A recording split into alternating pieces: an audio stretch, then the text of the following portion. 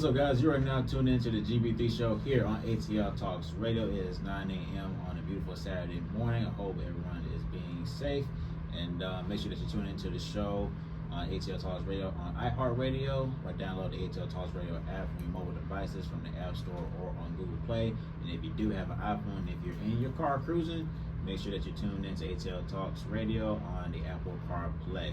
So I have my right-hand man, Jerome Boateng. He is back. How you doing, my brother? I'm glad to be back, man. It's a great Saturday. Going to the casino for the first time ever today. Gonna lose some money, and then I'm gonna go watch Coach Prime whip Colorado State's ass. So I'm dressed for the occasion. Got my sunglasses and my hat on, man. But we got a lot to talk about in the association, man. Me and you both have more gold medals than Team USA right now, and that's a good thing, man. It is a good thing, but man, I wish they would have won it all. But gotta call reinforcements now. Yeah, but we'll get into that later on. But first, when we come back, the Atlanta Hawks were unwilling to give up one particular player that could have been the difference maker in a potential Pascal Siakam trade. So we'll get into that on who that player is and what our thoughts on that. So keep it locked right here on ATLTalks Radio. This is the GB3 Show. Let's get it. There has been a Pascal Siakam trade update. We know, if you've been following the Hawks, that they've been pursuing Pascal Siakam pretty much all summer long, and unfortunately nothing has come into fruition on that end. But there has been a report by Michael Scotto, be sure to follow him on Twitter, that put out a report, latest update on that end. And as far as any updates on Pascal Siakam potential trade, nothing is imminent, but it appears that the Hawks were unwilling to trade Kobe Bufkin, the Hawks' new draftee, this past summer. So for all people that have been following the Hawks, and based on what's been said on Twitter, it's not a shock in terms of that front, because that's been going on for quite some time now. The Raptors, they have been interested in Kobe Bufkin throughout the entire draft process, and they end up not taking them. The Hawks end up taking them with the 15th overall pick, but they've been high on him. And in that article, it's been said that head coach Quinn Snyder is pretty high on Kobe Bufkin, and that's why the trade hasn't gone through. Now, for the record, and I'm just saying this in theory, in terms of why the trade hasn't gone now. To me, I don't think that is the sole reason why a trade hasn't fallen through, because of the fact that Pascal Siakam has said this before, that, look, whoever team trades for me, I'm not going to re-sign with them.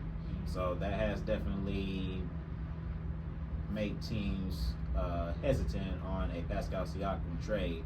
Now, for anybody who does not know, Siakam is eligible for a $307 million contract if he ends up making all NBA team this upcoming season. So that may be the sole reason why he doesn't want to be traded or wants to stay in Toronto. Because look, hey, I can't blame the man.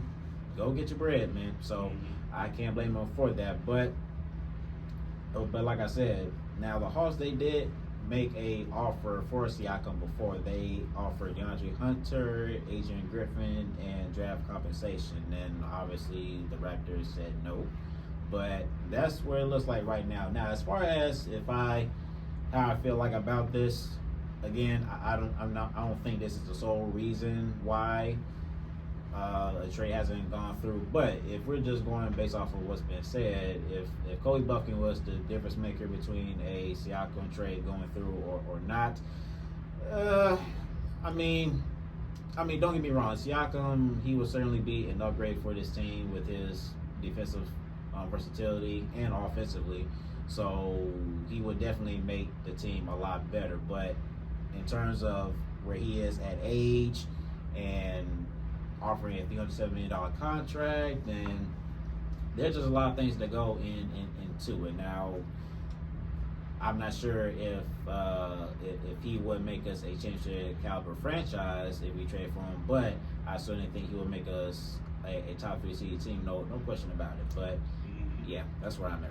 Yeah, like with Siakam, I think that if he was more willing to go through with an extension for the team that traded him immediately, the trade would probably be done by now. However, the Hawks, like, I don't think it's like a thing where they value Kobe Bufkin that much to the point where he's just plain untouchable. But in this scenario, you're not just going to be one to give up your young players for a 1-year rental.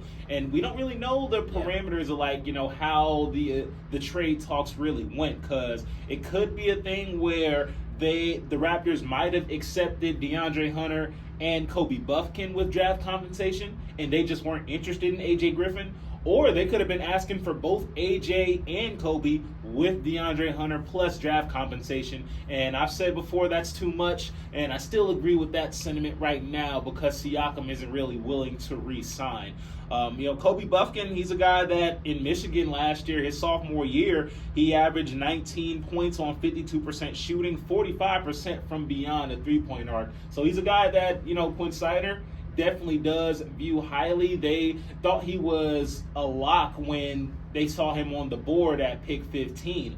So I think this is a guy that they value a lot. However, I don't know if this means that he's purely untouchable at all. And I think they just took it into consideration. Like, if Siakam's just going to be a 1-year rental, then we don't really need to be giving up 19-year-olds, 21-year-olds that have more potential to play a good role for this team. Yeah. I wouldn't be so gung-ho about just trading AJ Griffin, though, especially because, like, if it's true that they're still trying to seek out trades for Bogdanovic, you're going to need a shooter there for him to be able to, like, replace that effect that Bogdan has. And AJ Griffin's kind of the only guy that can fill that role in the guard spot. So I don't know if I'd be all willing to trade AJ Griffin. But ultimately, that's kind of the decision they made. They would rather keep Kobe Bufkin because not only is he, has more years of control than AJ Griffin does, but he's also 2 years younger than AJ Griffin, and that plays a big role. I think Daree Arrington told me before we interviewed him last month, but before then he told me that teams value youth a lot. So the fact that Kobe's only 19 years old right now definitely does play a big factor in how good they think he can be in the future. Yeah, he is a guy that can potentially become a star player. Now, even though that Quinn Snyder, as has been said, that he's high on Kobe Bufkin, we don't know if he's going to be the backup point guard, especially with you having Patty Mills, who is still on the team. We don't know if he's going to be a hog throughout this entire season or if he's going to be a trade chip before the trade deadline next year in February. We don't know that, but irregardless, we don't know if Kobe Bufkin is going to get backup minutes or whatever the case may be. But irregardless, Kobe Bufkin, he's a really nice player. I truly like him with his ability to shoot the mid-range, and really he improved his all of his stats at Michigan, as you mentioned. That turned out to be the biggest point differential in that conference. So, and solid defender on top of all that as well too. Absolutely. So he's a dude that definitely does have potential, and I think the best case scenario for the Hawks is around the trade deadline, guys like Bogdanovic, guys like Patty Mills, even though they may be good role players, will be expendable because in AJ Griffin or a Kobe Bufkin shows that, hey, not only do we have potential, but we can help winning games right now. We could play a role for the team right now. And, the best case scenario for the Hawks is that they're able to trade guys like Bogdan and Patty Mills, hopefully for an upgrade, maybe even for Pascal Siakam if the Raptors kind of change their tune a little bit. And, right now, I just don't think that they're really in the mode of just trading off youth pieces unless, of course, it's for a real superstar. We're not going to get into the weeds of the whole Kawhi Leonard debate right now, but, a caliber, a level of player of that caliber is really what would, be necessary to trade those young players for.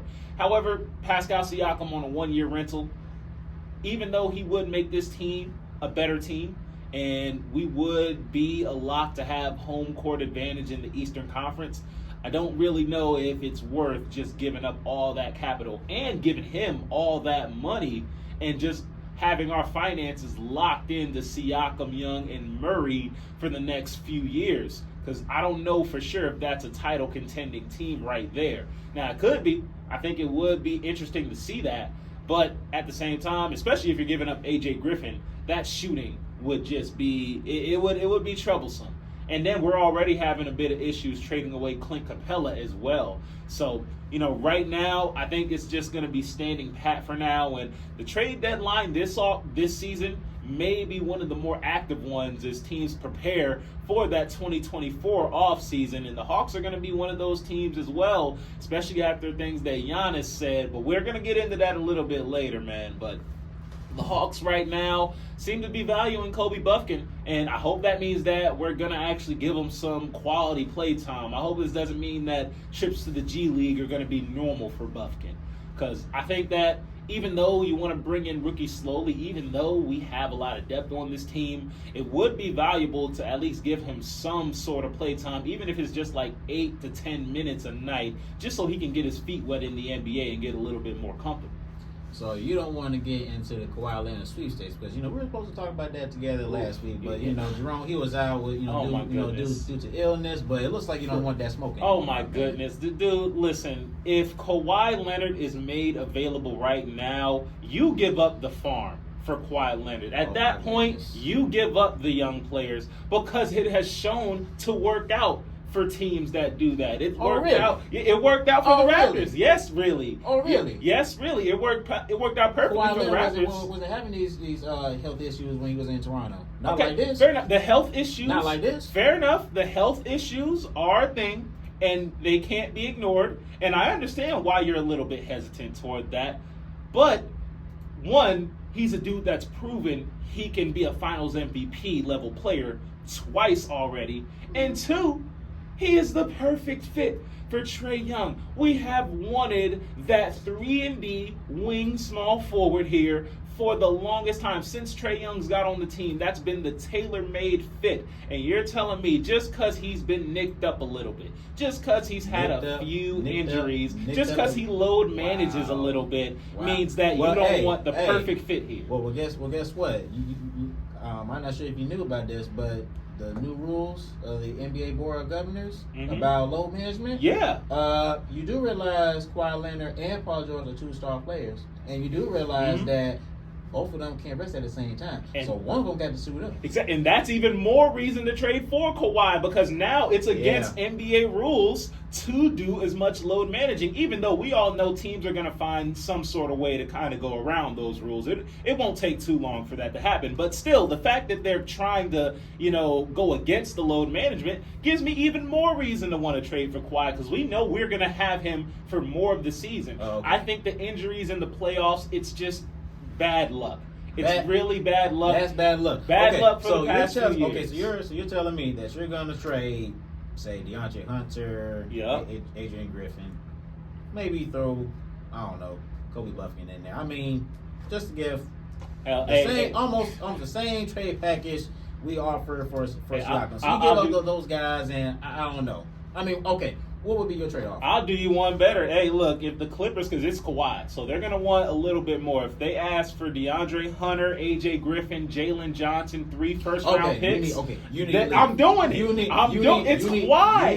It's Kawhi. You need to leave. You're telling me you're betting. Once you have said Jalen Johnson. Jalen Johnson has had 1 year of play time. He does have potential, but we know what Kawhi is. He's a dude that will take your team to the next level. I'm not going to wait on Jalen Johnson if I got the chance for that, if that's what the Clippers want to accept. Now, I'm not going to give up. You really want to trade nearly half of the team for a guy. Or, okay. That can lead us to the finals. Maybe not half of the team, but you're talking about getting key players for a guy that may not be able to play for us 50% of the time. Especially if you get it. Say Kawhi Leonard, he rests for the entire season for the entire 82 games. Okay, we make it to the playoffs, and you only need him wins. 16. Yeah, 16 wins. That's all we need him for. And he can't even be there for 16 wins. Hey, you saw what happened last season. I mean, he went into the postseason, and then next thing you know, he played for a couple games or however many it was, and then next thing you know, he was out for the rest of the And they looked like they were about to beat Phoenix. They looked like they were about to beat Phoenix. Yeah, about to. But you're willing to take on that chance. And now on top of that, you still got to pay the guy. Okay. So you're going to pay all that money and take up that kind of risk and go all these young guys.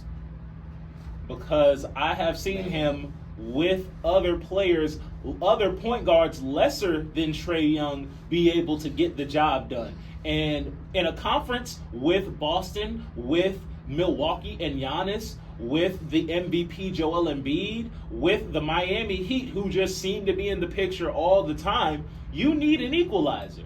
And, Pascal Siakam, that's a nice thought. That's a safe thought. But if you want to go for it, you got to risk it to get the biscuit. You got to go all in to get that championship. And even though health concerns are a thing, health concerns were a little bit of a thing when he got traded to Toronto, too.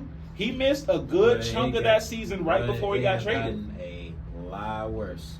A lot worse. If you can't even play 50% of the time, and really, I would need for you to be available 70 or 80% of the time.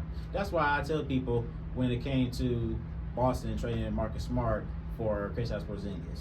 Now, on paper, yeah, I think Boston's already the best team in the East at least, but with adding Kristaps Porzingis, yeah, that definitely puts them over the top. Now, we don't know about Milwaukee just yet.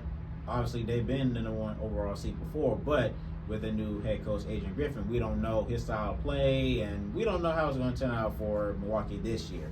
But if everything goes well for Milwaukee, then I think I would consider them as the best team in the East. But if Kristaps Porzingis is not going to be able to be healthy when Boston needs him to, Boston's going to be in a heat of trouble.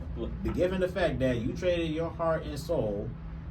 And I get it. Boston, they need a big. Al Horford is getting older. Robert Williams, he's turning injury prone as well. So they needed another big. And I get that.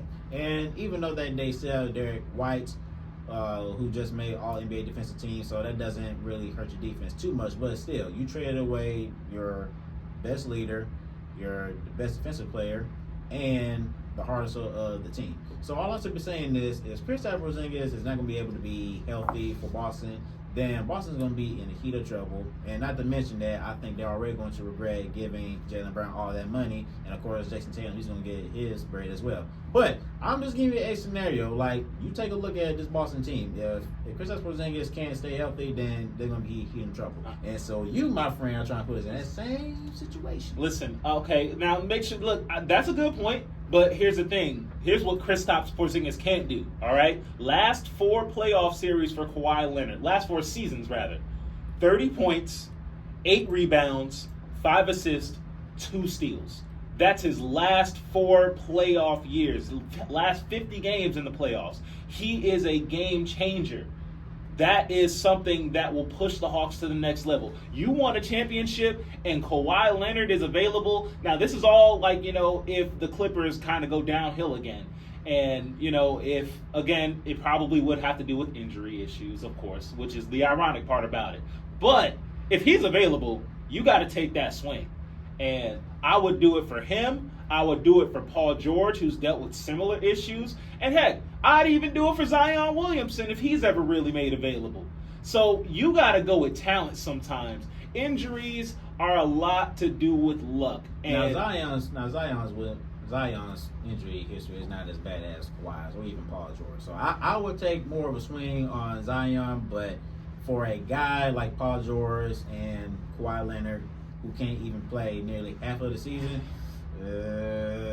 that's too risky, man. But hopefully, you'll learn that. You got your shades on and you go into the casino. Hopefully, you win some money. But if it's where you're not, hey, at the casino, you got to go all in sometimes. You got to push the chips in, Yeah, but don't do it for Pascal, though. Don't do all that for Pascal. At least he's more promising. At least he's more reliable. That's all I'm saying. But that's all I'm saying.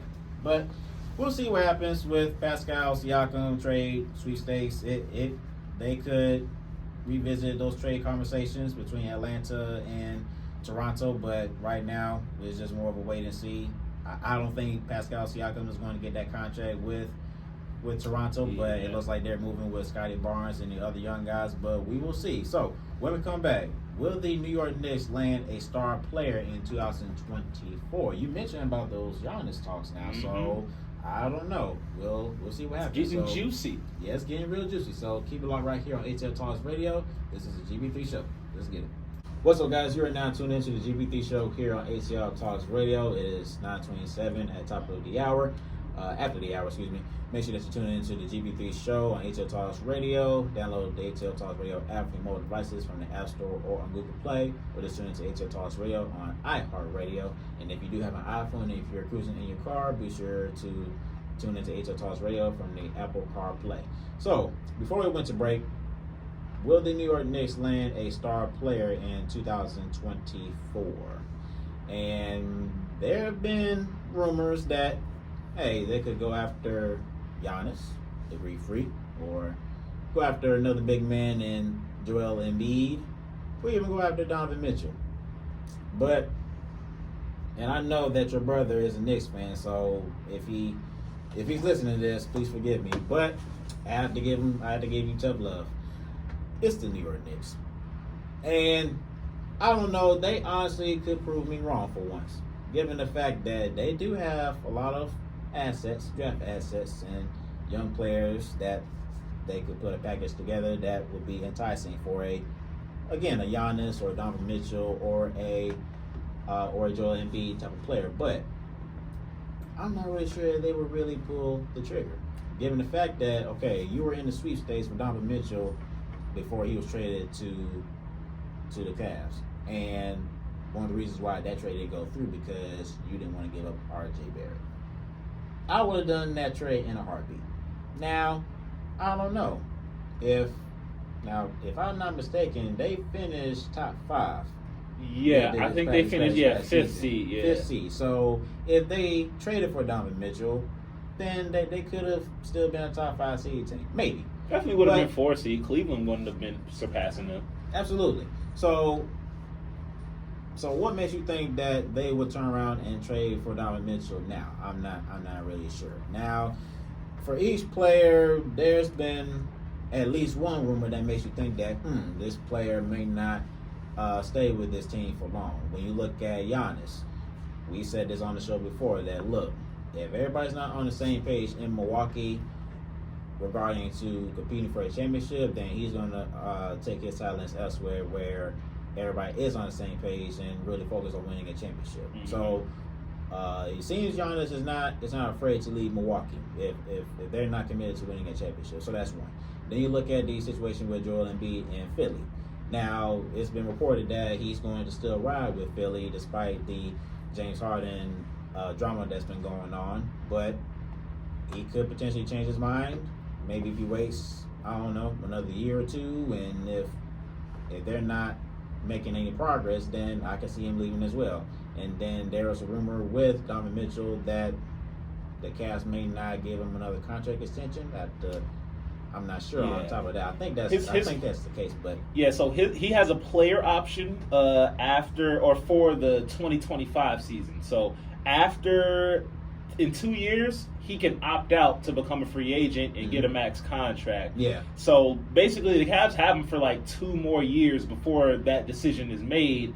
So, if something happens, if the Cavs don't really show progress, at age 29, Donovan Mitchell can just be like, okay, I'll go to the free market and see what I can get. Hell, even if the Cavs are good, he might just want to do that anyway just to see if he can max out on his, earning potential after he turns 29, because then he'll be getting into his 30s, and he's already a 6'2" guard. So, at that point, once you get into your 30s and whatnot, your athletic ability starts to dip down, and he wants to maximize on his money.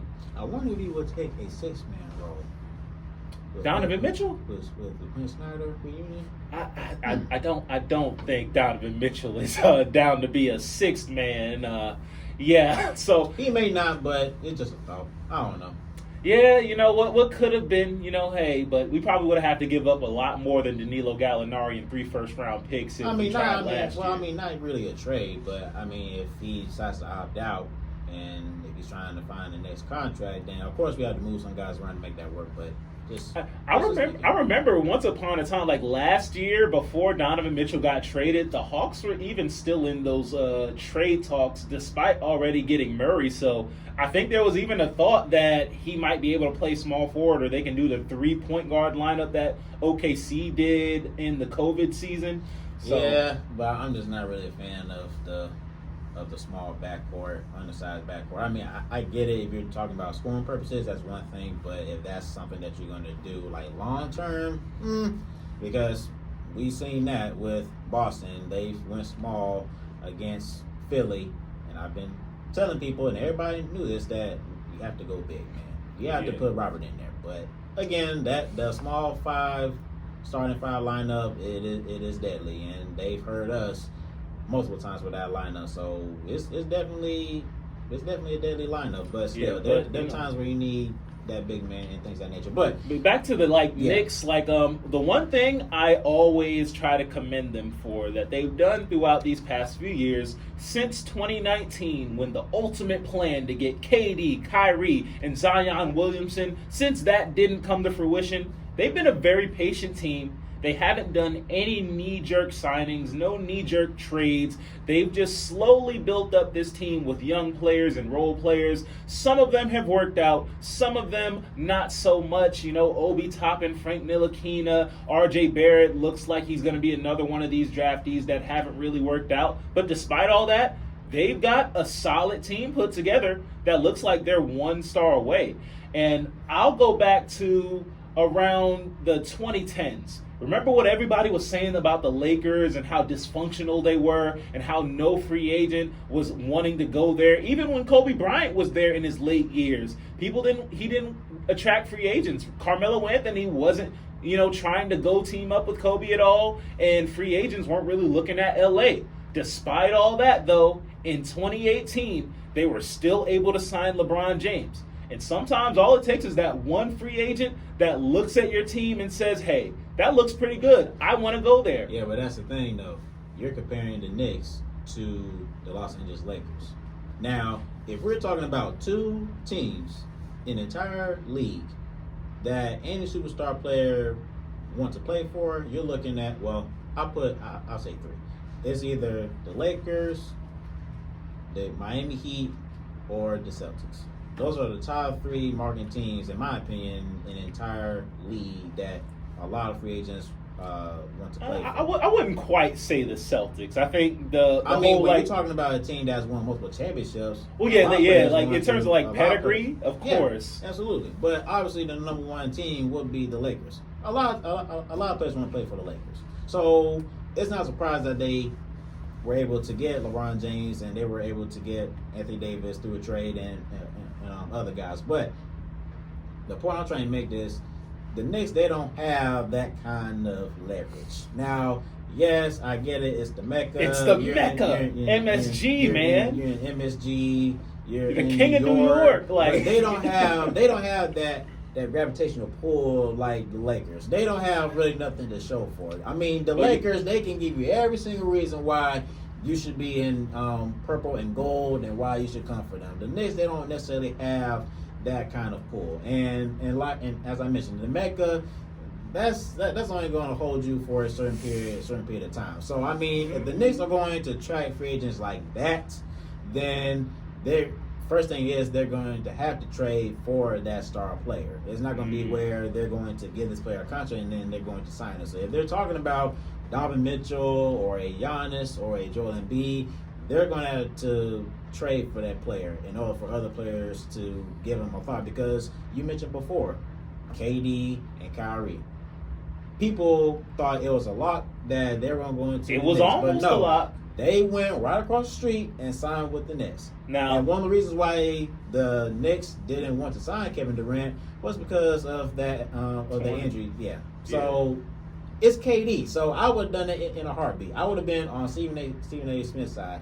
You sign him, let him get healthy, and then let him come back, and then you worry about the other stuff later. So that was a bummer, and that's what makes me feel like I just don't trust the Knicks. Because if you were that foolish to not sign Kevin Durant at least, I'm not sure about Kyrie, but if you're that foolish to do that, then that's what makes me feel like, yeah, I can't rely on the Knicks to make a trade for anybody. Yeah, I think though there has been a player that did choose the Knicks, a star player that wanted to go there and was pushing for it, and his name is Carmelo Anthony. Now, the Knicks completely messed that situation up by trading the farm for him when they could have just waited until the offseason to sign him, but he is a superstar that was hell-bent on going to the Knicks. All it takes is one. All it takes is one guy to choose them. Yeah, but when they did get Carmelo Anthony, what happened after that? Well, after that, they didn't really. They were a first round exit most years, except for that one year. Not just that though. But as far as what free agents did they attract, or what other players did they go and get? Now, people thought that after they got Carmelo Anthony, they drafted Kristaps Porzingis. They went out and got Derrick Rose and Joakim Noah and those guys. There was that. And people thought that they were going to be a championship caliber franchise. Now, I think they were a championship caliber franchise team on paper, but obviously that didn't turn out, into fruition either. But I'm just saying, as far as attracting big name free agents. Now, like you say, yeah, they got Carmelo Anthony, but after that, they never really got anybody. And I think that it just mostly has to do with them on the court. They're going to have to go out and show guys that this isn't the same old Knicks, that we are a winning organization. And if teams and if players see that, hey, I can go to the Knicks and win. If Giannis looks at the Knicks and says, this is a viable playoff team, that if I join them, then I'm going to put them over the edge. Not only will I put them over the edge, I'll be the king of that city. And Giannis, he strikes me as a small town type of guy, but if he wants to go big and increase his legacy, that's the way you do it. You go to New York, you lead them to a championship, and you're forever going to be a legend in New York. He should. Absolutely. He should have been here. You're not going to find a better point guard to play with the trade. Every Hawks fan knows that Giannis should have been a Hawk when he was drafted. Everybody knows that. Oh, because, Larry goodness, Drew. If we could go back in time and redo that draft, oh my God. But then again, if he doesn't feel like Milwaukee's on the same page, hey, Landry, you need to do what you got to do. Now, that'd be a player where, I would trade Jalen Johnson. You trade the farm? I would trade the farm.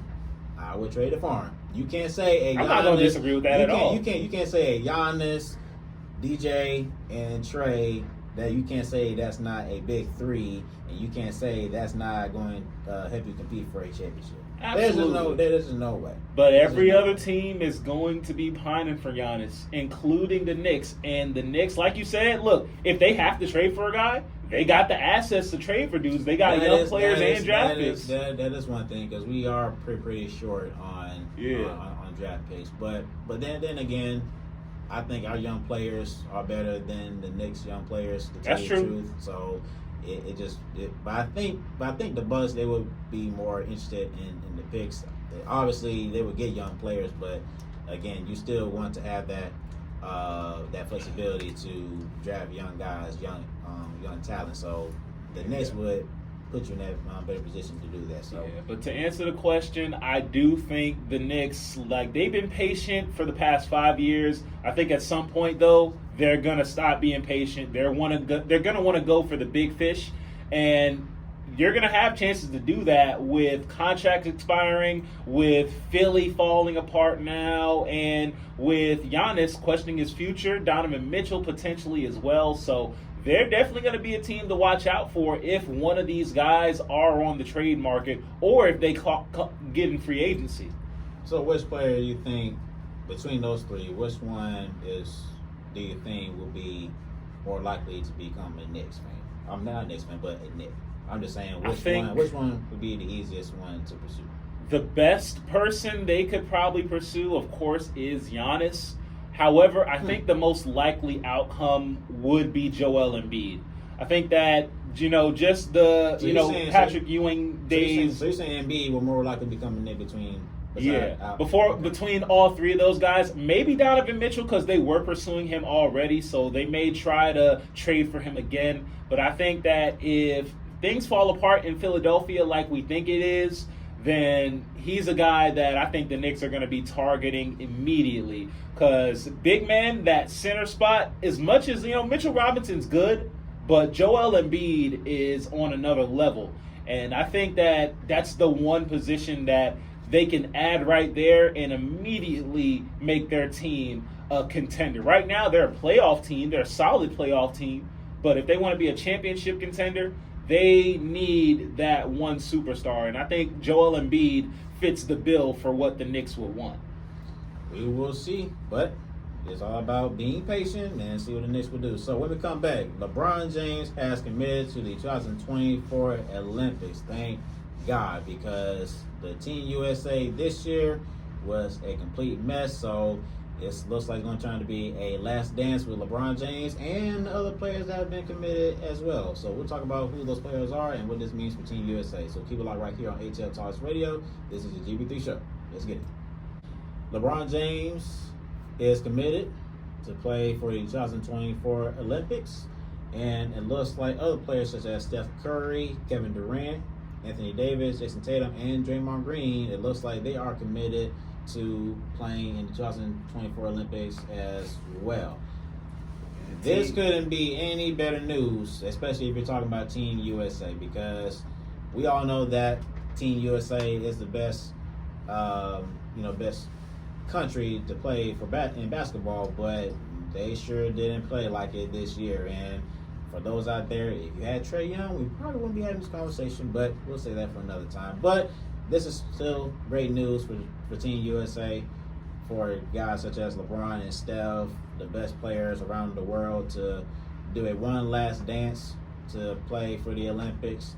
I think this does push them on a lock, at least to some degree, to win it next year. But I had to give it to Team Germany and Serbia and other teams. Shout out Dennis Schroeder, Oh, yeah. Former Hawks legend, man, sixth man, dude was balling out.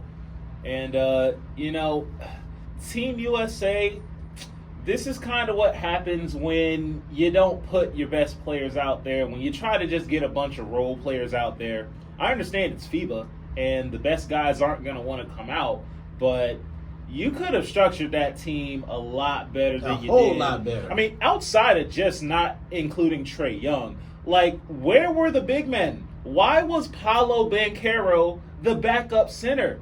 Like, you can't do that against these other countries, because unlike USA, these other countries still value the big man. They still play through the post. And when you have Banchero at the 5, when you got Jaren Jackson Jr. at the 5, they're going to eat that up, and that's exactly what they did. Jaren Jackson can't even rebound in the NBA. 2 rebounds. You think he's going to be 2 rebounds? You think he's going to be able to rebound against those big Lithuanian guys and those dudes in Germany? Like, they were just bodying him the whole game. These are the men that we're talking about here. Exactly. And I agree to an extent that it's a lot harder to, as far as playing in the NBA and playing in the EuroLeague. The EuroLeague tends to be more physical and a lot tougher than playing in the NBA. It's what's been said, but I can understand that. But all I'm simply saying is, like, come on, man. When you're averaging 2 rebounds, that's to say enough, like, yeah, we should have done a whole lot better. And Trae Young is definitely one of the reasons why they did lose. So I just want to be honest. I'm not saying we would have won the gold medal, but we would have had a lot better success. But then again, I mean, look, Tyrese Halliburton, his defense was inconsistent. Austin Reeves was getting cooked and targeted on the regular, and then their offense isn't nearly on the level of Trae. So even though you can still make the argument like, hey, they still would have just targeted Trae Young on defense, true, but Trae would have brought the offensive load to help out with Anthony Edwards, because Anthony Edwards seemed like the only guy that could just dominate a game on the offensive end. And when the other guys aren't scoring and the other team's putting up threes and they're getting more rebounds than you, it's just going to make the game a lot harder. But I will come in with a hot take, though. I'm glad LeBron James is coming into play. I don't think we need to get all the late 30s players to come in. I don't think we need. You saying they don't have enough gas in the tank? I don't think we need, like, look, it's not necessary for everybody to get like the 2012 Team USA team, because you still got guys that like Jason Tatum that didn't play this year, Jaylen Brown didn't play, Donovan Mitchell didn't play this year. Oh yeah, but Bam Adebayo, like Evan Mobley maybe even get to that point by 2024. Like, there are other guys who can come in that are a bit younger. But if LeBron wants to come in and be like the old vet, the 40-year-old, and to lead those guys, then that's cool, because honestly, he don't really need to like play a huge minutes load, because he's going to want to get ready to train and play with his son. So, like, I'm glad he's joining, but, inviting KD, Steph, Damian, Draymond Green, all the late 30s dudes, like, what are we going to do in 2028 when those guys aren't playing anymore? We got to establish it. That's why you have other guys in the league that can come and carry the torch. That's why you have guys, Trey, if he's ever going to get an opportunity, John Moran, Jason Tatum. So Zion. You have other guys that can come out and compete for the gold medal. But I think it's great news for Team USA. And as you mentioned, Damian Lillard, Devin Booker, De'Aaron Fox, and Kyrie Irving. Those are guys that others that have serious interest in committing for the 2020-24 Olympics. So we'll see what happens with that. Yeah. But I think it's definitely great news. What players, if any, from this FIBA team would you keep on to next year's Olympic team? I think Anthony Edwards, he has to be a lot. He was the dude that was balling. Anthony Edwards would be a lot. Walker Kessler, hopefully he gets more play time at the 5. Yeah, I will keep Walker, Mikal Bridges, Ben Carroll. I would. Jaren Jackson, if they're going to play him at his proper position, you're going to need a lot more. You're going to need a lot more firepower than that. So I will go after Anthony Davis. To be honest, I'll be honest. You don't want the Defensive Player of the Year on Team USA, man? Yeah. I mean, that didn't really pan out because again, he averaged 2 rebounds. So yeah, that's kind of hard. How is that going to win you anything? Goodness gracious, that's Al Horford 2015 Eastern Conference Finals level right there, man. That's not good right there. But yeah, so LeBron. I think Anthony Davis could get you around 6, 7, or 8. Mm-hmm. But then again, 2 rebounds, man. That's just not going to cut it. So I'm sorry. But that is it for today's show. Thank you, everyone who's tuned in with us. Be sure to tune in to the GB3 Show every Saturday morning from 9 to 10 a.m. Eastern Time. And be sure to follow us on Apple Podcasts. And again, be sure to tune in to the show on ATLTalks Radio. So make sure that you download the ATLTalks Radio app from your mobile devices, from the App Store or on Google Play. Or just tune in to ATLTalks Radio on iHeartRadio. Again, thank you everyone who's tuned in with us. And we'll see you guys next week. Peace.